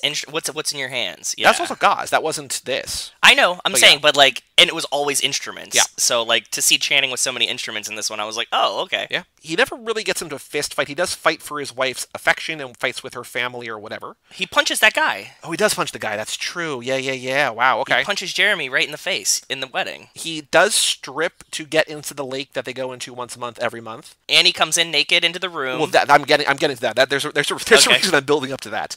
But I was also thinking about when they go to the lake and like she runs in and gets too cold and runs out, and the way that he like grabs her whole body and like spins her around. Yeah. Like that's the kind of thing I can just see people like swooning over. You know what I mean? Just be like, oh my god, I want a man who's that strong to be able to pick me up, right? So even in that moment, I was just like, oh, I get it now, right? Like I see the affection, I see the why people would like this. Yes. But yes, shirtless in bed after sex, shirtless taking the trash out at the end, and shirtless walking naked around the apartment. And apparently Channing Tatum wore a prosthetic, like a fake big dick, to get her to actually gasp there. Because, like, in the movie, she has not seen him naked before or whatever. Maybe they have at one point, I don't know, but, like, she's not remembering yet. And so he just is, his normal morning routine, wake up naked, go to the bathroom, pee, whatever.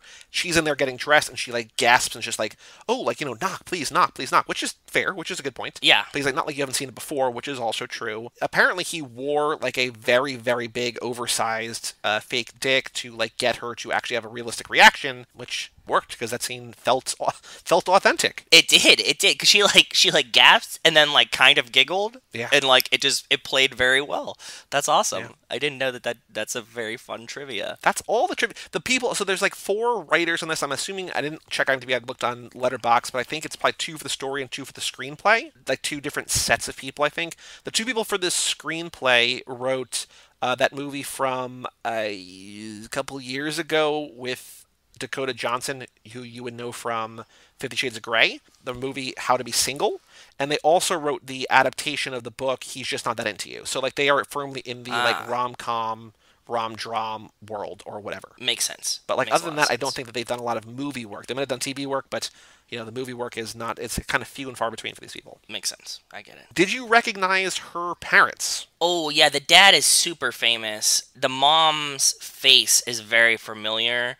The dad I recognize, like, oh, he is in a million things, but what am I recognizing him from? He's the guy in Jurassic Park. You probably best know him as Jurassic Park guy. 100%. Yep. That's what it is. And the mom is played by Jessica Lange, who you would probably best known for American Horror Story. Oh, early American Horror Story. Like she like left that show. The Coven. Coven. I think she's also maybe in the first. She was in the first like 3 seasons. I think. Like she was one of like the standout like lead people in that movie or that show. You're 100% right. But I remember her being like the Queen Witch or like an old witch. Yep. In Coven, for sure. And she also would follow Ryan Murphy to feud, because she, in that Betty Davis, Joan Crawford, I think she played Joan, it was her and Gina Davis? That might not be right. Susan Sarandon was Betty Davis, just had Davis in the mind. Jessica Lange played Joan Crawford, Susan Sarandon played Betty Davis. So yeah, they're both pretty famous, pretty known people. And then when Tatiana Maslany showed up, I was just like, oh man, like this is wonderful. Yeah, it's a great cast, surprisingly. I had very low expectations for it, and it was wholesome and nice in a lot of ways that I really enjoyed. Made me like want to give Rachel a big hug. What I wonder about this is, I don't have a huge grasp of Chicago, but I wonder how true to Chicago this is, because it feels like it's trying to be very authentically Chicago. Yes, I agree. But I don't have any experience. I don't have enough experience with Chicago, and definitely not enough like living there. Even when movies are New York, like I grew up, so close to New York, I don't have like a huge grasp of New York either, but this feels like, she wears the Cubs sweatshirt, which I was like, Rachel McAdams looking adorable in a Cubs sweatshirt is basically exactly what the Cubs fans need after they just got knocked out of the playoffs. Yeah. They go around town a lot. They're talking about neighborhoods. They're talking about food. They mentioned Kanye, because like Channing's like, oh, I was going for a Kanye thing. Yes. They're trying to be Chicago. I just don't know if they're successful or not. Yeah, but that's just because we don't have a frame of reference for it. But it felt like they were trying. It seemed like it could be authentic. The only part that I thought that would definitely not be authentic is like they went to go to the Bean and there was like 3 people there. Yeah. And I was like, cool. Or like how in the beginning, the apartment that they're in, it's like him and 3 roommates or whatever that she moves in with them. It's this massive warehouse space that's probably like $10,000 a month that they live in. It's just like, well, that feels feels a little bit big for you guys, but especially considering like he has like a not so successful recording studio. Let's talk about the recording studio, because I feel like a lot of this movie kind of hinges on believing that recording studios have no purpose. Yeah.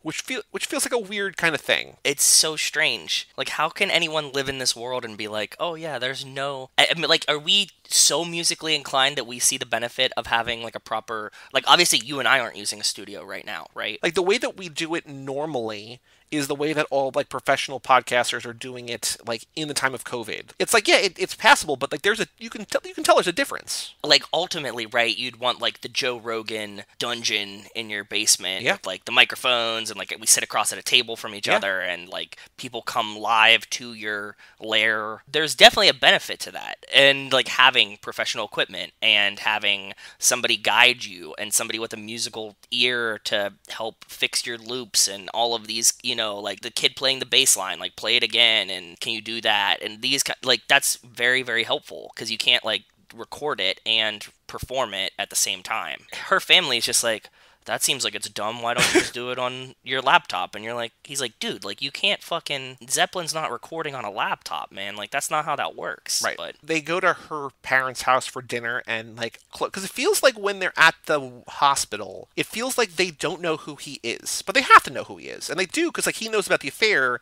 But like when he first walks in, it feels like Jessica Lange and Sam Neill don't know who he is. I kind of feel like this is one of those things where, like, even if your kids, like, really cut you off, if you're still in the same city, like, I'm sure she runs into, like, one of her old friends every once in a while and says, like, oh, hey, and, like, oh, did you get married? Yeah, I met this really nice guy. Like, it'll get back to them, right? Like, if I was in Pittsburgh right now, anything that I did, my parents would eventually find out about it if it was, like, something. Even if I wasn't, like, with them or telling them. They would just, like, you know of a friend, or you were in a store somewhere, somebody saw you. Because he introduces himself to them at the hospital, right? She's never introduced them, but they both know of each other. Which is kind of wild. I mean, like, I get that, like, Why? Not everything. It feels like that you would know, even if, like, you don't get along or whatever, but, like, I don't even want to call it a twist, but in this movie, in this world, Rachel McAdams' dad had an affair with one of her friends, right?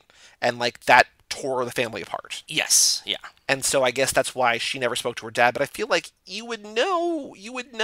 I think you would have met, but maybe not. I don't know, because it feels like she so quickly goes back, but I guess that's the whole, like, that's the gut memory punch, right? Because it's like, yeah, the mom is like, I never thought I would have you back after what happened, and so we've been lying to you or whatever. But it just feels like it feels strange. I get it. That definitely makes sense. There's definitely people, like, how many, even with us, dude, how many people that are, like, a guest of a guest that you mentioned to me that if I, like, met them, I'd be like, hi, I'm Joe, but, like, I know, like, about them because you talk about them, right? Like, doesn't seem as far-fetched to me. I just feel like husband is, like, a different thing, but I don't know. Yeah, husband's dude, I don't know.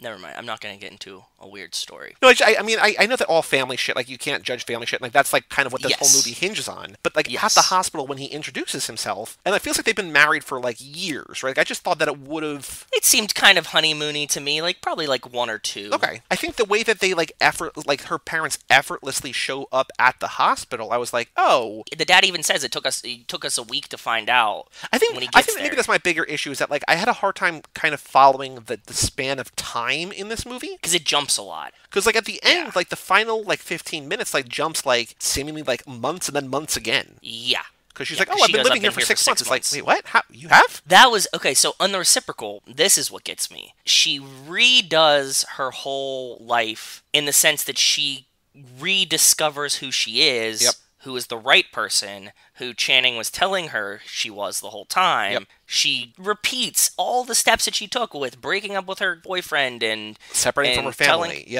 And separating from her family, moving back to Chicago. Getting reinvested in art.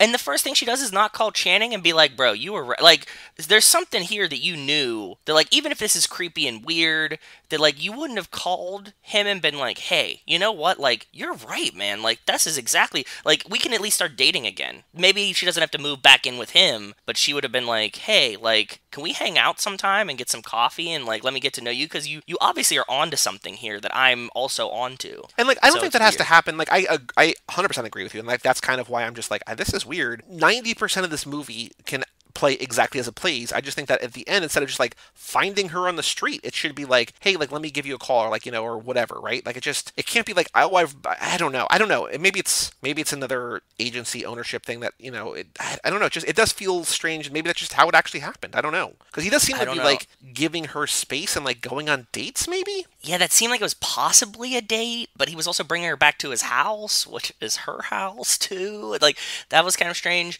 Rachel said that, getting back to the ending, that she said she doesn't like this movie in the sense that the ending leaves her unfulfilled. And I was like, what would have made it better for you? And she can't really describe it. And I was like, would it have been better if they were like back together at the end or what? And she's like, it just feels like it doesn't tie everything up. She wants like a tied up movie ending, and it feels too loosey-goosey at the end there. So it seems like her criticism of this is kind of your criticism of Girl Fight, where you're like, I want like them to break up, or I want them to like whatever. Like you want like one more scene. That's what it felt like, and I was like trying to talk her through that. Is that what you want? Do you want to see them like be like okay, like on the date, you know? Because you're led to believe that like this is what's gonna happen, and they obviously give you the picture of them at the end. I need one more step. So I was saying like, how about she comes to the end and she goes like, I don't remember this, but it feels like home. Like, does like a Letty, right? I don't know what this is, but it feels familiar. And he'd be like, okay, cool. Like, maybe she doesn't get her memories back, but like she has refound her comfort. She understands that this is her family, this is like her life, whatever. But you don't even get that. She's just like, hey, you want to hang out again? What replaces that scene is just the title card at the end. Like this is based on this family, and they're happy. Like, that's what it is. Like, you know, it's gonna be happily ever after, yeah. right? So yeah,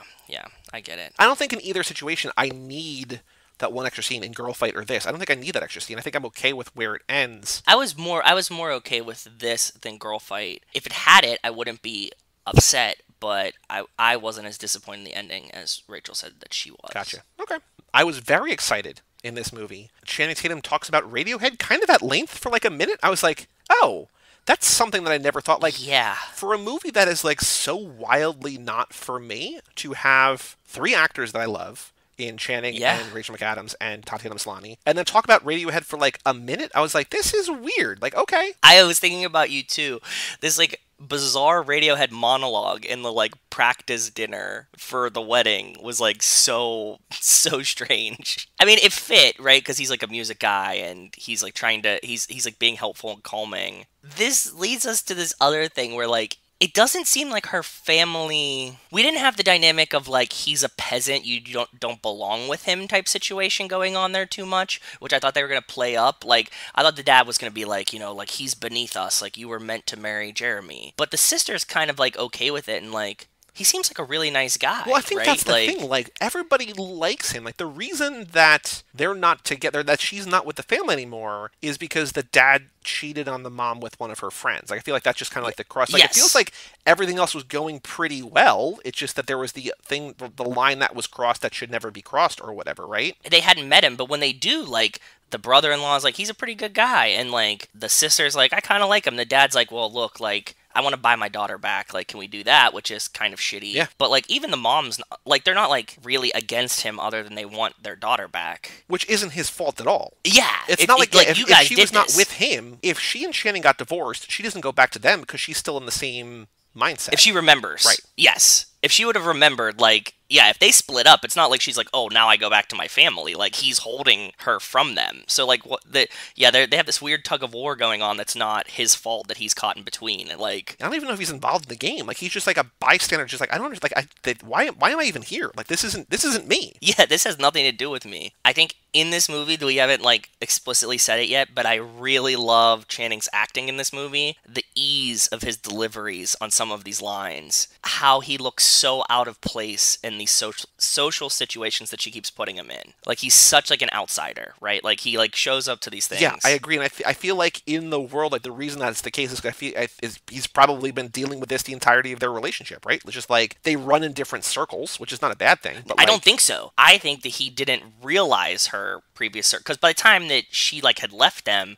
he met her when she was in art school, so she was already like a phoenix that had risen from the ashes, right? Like she was already a new person. Okay. So for him to go back, he's like, this isn't you, like this isn't us, this isn't. I get that maybe you did this at one point, but like, dude, like this is not our scene at all. Like, how were you like this? I don't think they ran it. I think they ran in the exact same circles, actually. and we're like totally fine. And that's why he's so like confused and out of place and weirded out by her doing this, straightening her hair and doing all this other weird shit. It does kind of feel like in that regard that he is he's like, hey, just whatever it takes, right? Like I'm just here for the ride. Yeah. Like I hope that you get your memory back soon, but like if this is what needs to happen, this is what needs to happen. So yeah, which is super commendable. Yeah. Which is one of the other things that I liked about this. He was like, dude, I love her so much. If she wants to be a sorority girl and get into circles and be a woo girl in the middle of this fancy bar. And slowly maybe fall in love with, like, who was the love of her life before she met Channing, right? Like, yeah. The way he's just like, yep, Jeremy, I know Jeremy. Like, yeah, This, the line where he's like, it was really weird cock blocking her all night. Cock blocking my wife all night in front of me or something. And I was like, oh, that's really funny. Can you imagine that? Like, it's just like a really funny thought. And like, his line seems so pure in this movie too. Like, as much as we talk about like them writing shitty dialogue for Michelle Rodriguez, the dialogue that they wrote for Channing in this movie is like dead on. Yeah. Like, it just seems like so colloquial and like just straight truth and honesty. Like, I wouldn't be surprised if he improv'd like a lot of these lines. Like, he was just like totally just off the cuff, like, yeah, this is what happened, and they're like, that's exactly what you would have said there. Yep, that's it. One thing I really liked about this movie, and I think it's the kind of the same kind of ease and comfort here, is that they have seemingly his best friend is Tatiana Maslany. And, it's the male-female dynamic, but, like, never once do you think that they're, like, she's not, like, I don't want to call her, like, a threat to Rachel McAdams, but, like, they're never, like, there's no sexual anything between them. And I think it's refreshing in a movie like this that, like, yes, he's just a dude and she's just a lady, and, like, they're friends, right? And it's not like, oh, thank God that your wife doesn't remember you now, because now's my opportunity. Like, that never even comes close to coming up. Like, they're just, like, they're co-workers, boss and employee, whatever. Yes, 100% with you, and I was so nervous that when Rachel McAdams kind of dumps him, Channing and them split up, that he was gonna like go to her like, don't do this to me in this movie. But nope, she's just a comforting friend. They're just totally platonic, and it was very refreshing. I agree with you, because I was really, really scared that that's what was going to happen here. Because it just feels so easy, like what this kind of movie Yes, it feels so to, right? easy. Exactly. Like, oh, like proximity crush, like when we talk about corporate, like it's the person that's closest. He sees her every day at work. Like, oh, obviously they have some kind of connection. Like, yeah, no shit, you're working together. That's what happens. Because like it also is like the Lost thing. Like, you're hot, she's hot. Why not? Like it's like that kind of applies here. Like they have a good rapport. Yeah, agreed. Like she's able to make fun of him. Like it seems like across the board they should be together or whatever. But he loves Rachel McAdams. He does. He truly, really does. Maybe that's why girls stand him so hard. Just like, oh, he's the one I want. Like again, going back to the beginning, like why do people love Gosling in The Notebook? I guess same kind of thing. But it's like here, it's like, oh no, like he will wait for you forever. Yeah, but the Gosling in The Notebook is so fairy tale-y. Like this feels way more authentic to me, which is why I like this so much better than The Notebook. Gosling in The Notebook feels like you wrote a man's dedication to you. This feels like it actually happened, because maybe it's based on a true story and it is what actually happened, but it feels way more realistic than I'll wait for you forever and build your perfect house with your thing and you come back and it's there and like, ugh. I had never seen The Notebook until we covered it for Boyfriend Material, and you'd seen it a bunch. Yes. Kind of against your will, but for different reasons, whatever. Yes. But I really wonder what I would have thought of The Notebook if I hadn't... And again, this is like such a weird... I don't think that this is something that could actually happen, but like it has been built up to be like the epitome of a love story, right? Like it's like this is our ultimate love story. If that wasn't the case, if it was just like a movie with Rachel McAdams and Ryan Gosling, like maybe I would have really liked it. I don't know, but I felt like I didn't not like it, but I was just like, oh wait, this is it? Like this just feels... It's overhyped. Yeah, you had high expectations because of the hype that surrounds it, which is part of the reason why I like this so much, because I had no expectations going in, and I couldn't be disappointed. That's the point I'm trying to figure out myself. It's like, if I knew nothing about The Notebook before having seen The Notebook, I probably would have been like, oh yeah, like this is, it's a nice movie. I like these actors. Like it's good, right? Like it's a love story. It's not for me, but I enjoyed it. And I think that's ultimately maybe how I walked away, but I think because it had been so built up as like, oh no, this like you're gonna love, like this is the movie or whatever. It's like, no, not really. Every woman's favorite movie. Yeah. Are there any other thoughts, any other notes you have about The Vow? I think that was it. I mixed them all into other parts, so yes, I'm happy. I'm just seeing if there's anything else. They play a song by Robin in this. They end with The Cure. It's a good soundtrack, I think, in this movie. I got one more. When he, first starts driving her, either home or somewhere from the hospital, and she asks who the president is, and he goes, Obama, and she goes, the senator, I was just like, man, this question would play way differently in today's world. So I was like, is this modern day, or is it Bush? I was like, when? I'm like, oh, Obama, okay, cool. And it also factors into the Chicago thing, right? Yes. Unless you're a real political junkie, I don't think people really knew about Obama before '06, right? Before he's like, oh no, I'm going to do this. He's just the senator from Illinois, but. Even if it was But before, she's in Illinois. Yeah, so she would know. She would know his name. Exactly. Yeah. But I'm just imagine if it was who's the president? The guy from The Apprentice? You'd be like... The guy from Home Alone 2? Yeah. Lost in New York? Did you see all those articles yesterday that were okay, thank you. That's all I needed. But yes, I would just think about how much different this question would play today. It gets the same effect, but the disparity would be way greater, right? You'd be like, what the fuck? How long was I asleep? A year and a half? That's it? Oh, okay. Wow. Yeah, God. 6 months? Imagine somebody in a coma that went into a coma March 1st and then woke up and I'd be like, wait, what? Hold on, wait, what's happening? Yeah, what the just fuck checking. is It's been happening? 7. We're still in 2020. Okay, just checking. Exactly, the year that never ended, man. I think for a movie with Channing Tatum, I think there's no better way to do this than to do our as much as we can of the Magic Mike's Endgame stuff. So let's begin by watching the trailer, which is par for the course here. Sony Pictures Entertainment, The Vow official trailer in theaters Valentine's Day 2012. The people on on the thumbnail are not the people that I remember from this movie. I should be good to go whenever you're ready. 3, 2, 1, play. Okay, PG-13. That makes sense. Because it didn't look like them, but I think this can't not be the movie. Yeah, this is. Yeah, no, it's it. We start out with Meatloaf in the car. I'm married to a cheese ball. Yes. I do love how much Channing's really into this. He seems like he really likes Rachel McAdams too in the movie. I mean, who wouldn't? But he seems like he's really excited about that. Well, so at this point in his life, he is married to Jenna, right? So because they met years earlier on Step Up. Yeah. But what if one day? Yeah, true. He could no longer remember any of them. Oh, it's so much. You're in the hospital. You were So in a much car love. accident. Any pain? My head hurts, doctor. Doctor. No, she doesn't know who he is. What if 5 years of your life? Oh, so she lost 5 Her years. memory is going to improve with time. And see, awkward surprise party. I don't Very know. overwhelming. That's a lot to take in. We'll figure this Pictures out on the together. table. We missed that. What? Please knock. This habit. I'm sorry. This does make it look like, and I mean, I guess to a certain extent, it is like every other movie like this. It's not anything special other than it's a little bit less predictable in ways. Little bit, and, yeah. and with good actors, right? But it is kind of every other movie like this. But That's why I felt like Nicholas Sparks, man. Yeah. Yeah. And I just have to be back by 10 in the morning. When she changes her hair, the signaling of her changing her hair and her being a different girl is very significant. yeah, that's a different take, I think, or maybe that was in the movie. I don't remember. No, it was in the movie. It was in the movie. Yeah, there is the scene where him grabbing her, spinning her Yeah. around This is the exact parking spot. Driving her memory back into her from the Notebook. from Dear John. This soundtrack, this song is bad. Wait, did we cover Dear John? You like this, right? A little bit. Maybe. I don't We did. remember. There's the punch. Yes. So we have shirtless and fighting in the trailer. That's how people know how to market a Channing Tatum movie. Once. For sure. Do it again. Yeah. Oh my god. This isn't Taylor Swift, is it? Or is it? Kinda sounds no like matter it. What challenges might carry us apart, we will always. They find really way back made a together. trailer that's perfect for the demographic they're trying to hit. Wow.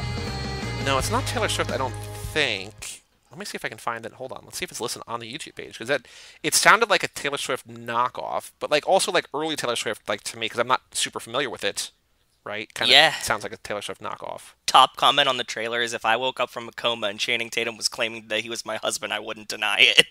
That's the top comment. That's the top review on Letterboxd too. I guess that's just the overall #1 sentiment. It's just yeah, okay. If I woke up from a coma and Rachel McAdams was like, honey, it's me, your wife, I'd be like, Yeah? yes, I remember everything. just tell me about it. Yeah. Like, totally fine. I get it. Yes.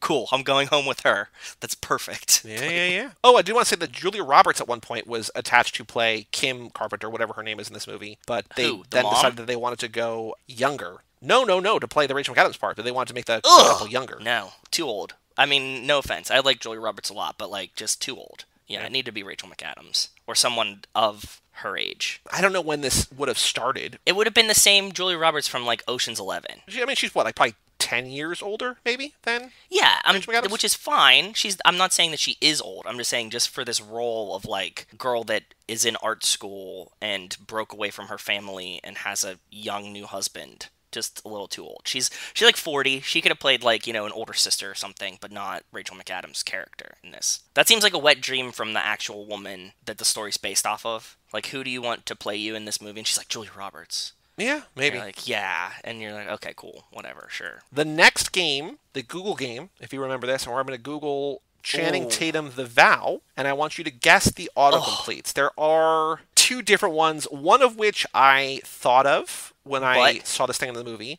and then one of which makes sense. Did you say but? No, not but. Channing Tatum sweater? Sweater is number 2, and that's the one I was just like, damn, he looks good in that sweater. I'm like, he has so many cardigans in this movie. I could agree. never, like that white sweater in particular when he's coming back from the date or whatever, I was like, God, it's a good-looking man in a good-looking sweater. It is. It's so wholesome. And then there's one other one that has a couple different things, there's 3 different autocompletes around one thing, and it's something we've actually talked about in this episode. Shirtless. No. Singing. Close. Music. Close still. There's a specific word I'm looking for. Dance. Nope. You're farther away now. Radio, car, meatloaf. Nope. It's studio. Music. We said music, right? You said music. It's not. You're still in that ballpark, but there's something specific I'm looking for that has 3 different variations in the Google autocomplete. I know. I'm trying to figure it out though. Vowel.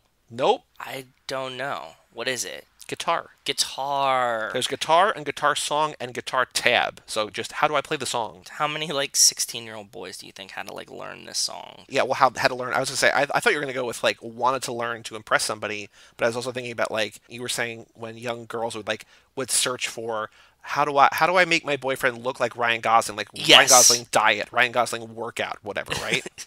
Ryan Gosling hair, Ryan Gosling jacket, Ryan Gosling. Yeah. This, you know what? And you're right. I did it in reverse because, like, Rachel and I have been together for so long. As opposed to being like, I have to learn this to impress her, it will be like, I have to learn this because she likes this movie. You know what I mean? Like, the opposite way. Like, not to get her, but to keep her type situation. The next game is the Letterboxd game, which is the same as we've been doing. So, for reference sake, Mad Max Fury Road has been seen by 645,000 people. 645. The Vow, 2012, directed by Michael Susi, starring Rachel McAdams, Channing Tatum, Sam Neill, and Scott Speedman, and Jessica Lange, Tatiana Maslany, if you want to go 6 deep, has been seen by how many people? Average rating of 3.0, actually 2.99. And my rating of 3.0 did not help move that needle at all. They kind of like romantic movies on Letterboxd. There's a huge sect of, like, teens there, I think. I'm going to go 48,000. You're very, very close. It's 50,000. I was going to go 51 with my first guess. I know that you get mad at me for saying that. 49,849. Okay, cool. That makes sense. Yep. Cool. Okay, so now out of those 50,000 people, how many have it in their top 4? And you know, before we start recording, you know that there are at least one. I mean, of course there's going to be at least one, but I'm going to go 38. You're not wildly far off, but it's too low. You got to go higher. 45? Still got to go higher. 53. 57 people. 57 people have this in their top 4. Dude, as we keep playing this game, I keep getting into the rhythm, I feel like. You know what I mean? Like, we had left it behind for so long, but, like, the repetitiveness, I think I'm getting closer with every time we play. I like it. But like I was saying to you, out of those 57 people, not a single person has reviewed this movie, which feels weird, but nobody has done it. So I just found 2 people. I'm gonna see. No, we're gonna go with this one. Anna Mott at Anna Mott on Letterboxd. The Vow is her 3rd favorite movie of all time. There's one that is obviously in there. That's, I would imagine, in most of these 57 people. Mostly, I would imagine 57 women. What other movie do you think people who love this movie also love? Obviously, The Notebook. Correct. Her number 1 and number 4 movies. So The Notebook's number 2. The Vow is number 3. Number 1 and number 4, a movie and its sequel, both from the last couple of years, both of which Brian has covered on his podcast. Okay, so high school movies. Mm-hmm. And it is still in that same vein, still a love story, still a rom-com, rom-dram. I've given you a lot of clues. I don't think you've seen these movies. I've seen both of them. The first one I like a lot more than the second one. Is it Babysitter? No. That's a horror movie. This is not... Okay. I just knew you covered like the first one and the second one with Brian. I will say... the first one better. I will say, just like The Babysitter, these are both Netflix original movies as well. Oh, damn. Now it's going to be hard. And a deeper cut is that Brian has a catchphrase on his podcast every time the bell rings on his show.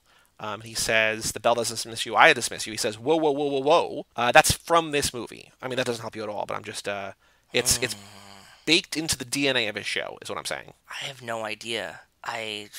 Netflix original movies. Asian Lead, which was very progressive at the time and still is, and, you know... Oh, yeah, this is, oh, fuck. I keep thinking 10 Things I Hate About You, but I feel like it's a title that sounds kind of like that in my It's very long, head. and it starts with the letter T. You are right. The Boyfriends I Forgot, or To not... All the Boys I Loved Before. Yes! Yes, yes. I didn't know that they were movies. I thought that was a series. Nope, they're movies, and the sequel's called To All the Boys, P.S. I Still Love You. Yeah, see, I thought that it was a show, that there was, like, more than one episode. But yeah, okay, cool. So To All the Boys, The Notebook, The Vow, and To All the Boys too. So thank you, Animat. Yeah, thank you, Animat. I want to know, like, the overlap, like Brian does with, like, you know, what actors in what movie. I want to know how many people have The Vow and The Notebook together. Well, I opened up a couple, and, like, I opened up, I think, 4, and I don't remember the third. The one had just only 3. One of them was including the movie Your Name, which is that anime movie I talked about a while ago, that, like, the one anime that was, like, so big that it crossed over that even I had heard about it. But the other 2 were these 2 that both had the Notebook in it. So I was like, yeah, okay, this probably is on most of them. Yeah, I have to imagine it's like 85%. Probably the Rachel McAdams thing. It's probably the handsome, dreamy guy thing. It's the James Sparks or James Sparks feel. Like, it's all of it, right? They're also... Nicholas Sparks. But yes. Who's James Sparks? I don't know. You made him up. Anyway. Very Joe 2 move there, bud. One more game to play. Fire S titles. So if people don't know this game, this is just where we rename the game. Oh, God. Rename the movie. Rename the movie. This is a Montez original, by the way. She came up with a name. I think we were playing the game. No, she... Yes. She came up with the phrase Fire S titles, I think. Or yes. I don't remember. But yeah, she definitely coined this. She did. She's involved. So Fire S titles. So this is not like actual pitching of what the new title should be. We tried a High School Musical up the title. I mean, obviously this one's called The Vow, which is dead on. So that was originally, yes, you're right. That was originally the idea, was to, like, as simply as we possibly can. Like, High School Musical is exactly what it is. It is a Lifetime movies. Yes. The Wives He Forgot is The Wives He Forgot. Like, this is what we try to do. So, like, The Vow is pretty similar, but just the game kind of, like, what I was saying is, like, the game kind of evolved into a different thing altogether, but, like, Her Memory. Ooh, The Life to Remember, like a Walk to Remember. Ooh. Chicago. Okay. Different movie, I think, but I'll let you have this one. Okay. I was thinking, you know, like, instead of The Notebook, what actually jogs her memory is The Menu. The Menu. Oh, cool. Carving Out a Piece of My Heart. Playing on the sculpting. Okay. Sculpted in Your Love. Sculpted by Love. Sculpted by Love. How about Crash? A couple movies named Crash. Yeah. Yeah, I know. Yeah. I like to go... That's the other thing. I like to go with movies that have other titles that can reapply. Prosthesis. Okay. That's a deep cut. Yeah, it's a deep cut. Daddy Issues. For sure.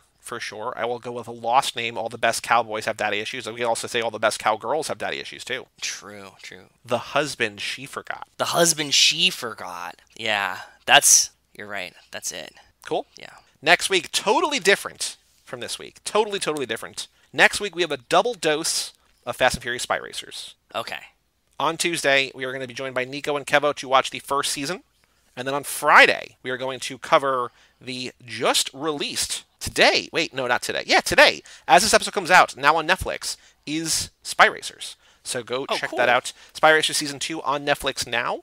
So we will cover that next week. 1 week from today, we'll be talking about that. Next week, we got Spy Racers 1, then Spy Racers 2, and then sneak preview. The episode after that is also going to be Spy Racers 2 with Nico and Kevo again. So 3 episodes in a row, lots of Spy Racers. So get your Netflix subscription in order and watch along with us if you've not seen it yet. Justin, looking at you and Hank. Yeah, true. Hank's too busy having a band, man. Yeah. He's killing it out there. Do you see all these pictures of him on the drums? Mm-hmm. It's pretty cute. It is. Yeah, man. But that's cool. Fast and Furious Spy Racers 1, Fast and Furious Spy Racers 2, and then one more episode of Fast and Furious Spy Racers 2. All good things. Yeah. Any other thoughts about the Vow or Weepy Wacky Romance Week? No, I loved it, and I really would like to do a 1 week spin-off of every theme that we can get with a Lifetime movie and a Nicholas Sparks movie if we could, because it just brought me back so hard. I was really enjoying this week. So. I have been looking, because I check Metacritic to see like what movies that are coming out on VOD and like what shows are coming up, and like they also list all the originals on Lifetime, and like the cheerleader ones are starting to pop up. So like I was thinking about like Dead Cheerleaders, like there's, I don't know, probably one's called Dead Cheerleader, I don't know, but like yeah, they're all there. They're there already, right? So. And I mean, like in any possible theme you can come up with, there's a Lifetime movie that has a similar tropey theme to it. So. Could they have fit into like our classic car movies theme or no? I'm sure that they're like I could have squeezed one in as close as you can get with The Wives He Forgot and Michelle Rodriguez. Okay, you know, fair enough. Well, for all things Too Fast, Too Forever, you can go to cageclub.me, facebook.com/TooFastTooForever, or at TooFastTooForever on Twitter and Instagram. Email us,